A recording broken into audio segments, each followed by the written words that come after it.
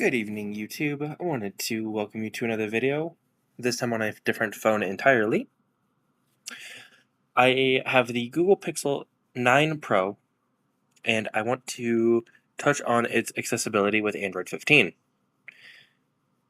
Now, I understand I haven't covered much of Android 15, except for the little bit that I covered on One UI 7. As far as it stands right now, we are still on One UI 7 Beta 3, with release of One UI 7 stable version on Wednesday. That's when we could also see Android 16 Public Beta 1 for everyone who is running Android 15 on a supported device. Supported devices for Android 15 are as follows. I believe it's all the Pixel 5 models, all of Pixel 6, which include Pixel 6, Pixel 6 Pro, Pixel 6a, the Pixel 7 lineup, Pixel 7, Pixel 7 Pro, Pixel 7a, Pixel 8 lineup, Pixel 8, 8 Pro, 8a, Pixel 9 lineup, Pixel 9, 9 Pro, 9 Pro XL, and 9 Pro Fold. Having this in mind, those who enroll in the Android beta program right now will have the January 5th update that was released, I believe, for January 5th. Now to get on with the accessibility of the Pixel 9 Pro and some of the features it has. Now to get on with some of the accessibility features and standard features this phone has. Now, this being a 9 Pro, it has some different photo options and video options. One of them being, if you're recording with the back camera, you can record in 8K, as well as have the speech enhancement active. Switching to the front camera does not give you these options, unfortunately, but that is perfectly fine. The back camera also has a thermometer sensor to detect both object temperature and body temperature. Now, the app that is pre-installed on all of the Pixels, or not Pixels, but Pixel Pro lines, I believe 6 Pro through 9 Pro Fold, have this feature. The A's and standard Pixels do not have this feature, unfortunately, but it is accessible. TalkBack has received an update to TalkBack 15.1, allowing for more natural speech, faster response times, and overall typical usage. Now, typical use for someone who's legally blind.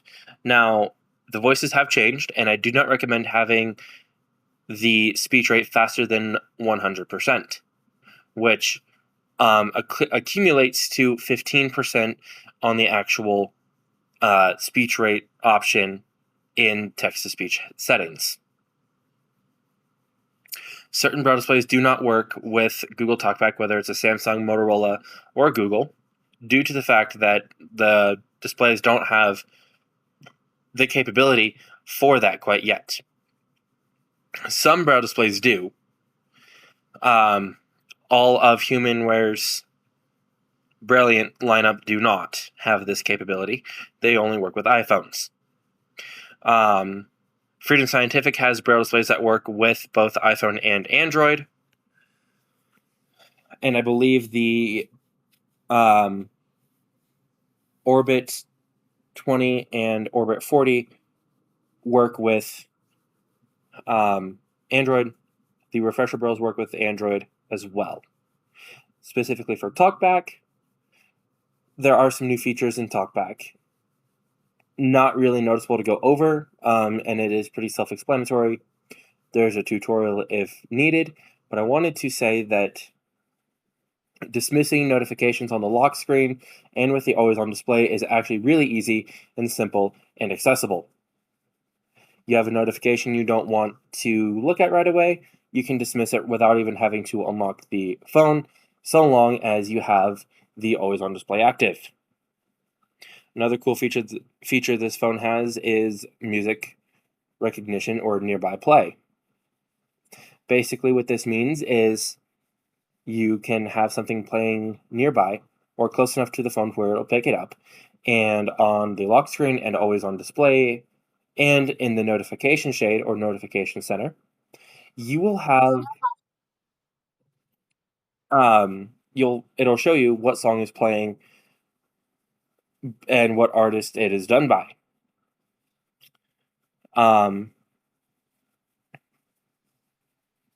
Let's see.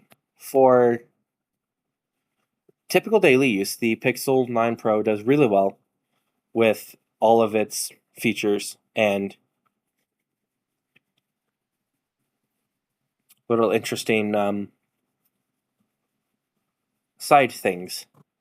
The most recent Android 15 update as of January 5th did rearrange some of the settings where system is now closer to the top of the phone setting or the main settings page, whereas accessibility is now way at the bottom, along with support and about phone. Or no, actually about phone is also up with system actually, instead of way at the bottom like it used to be.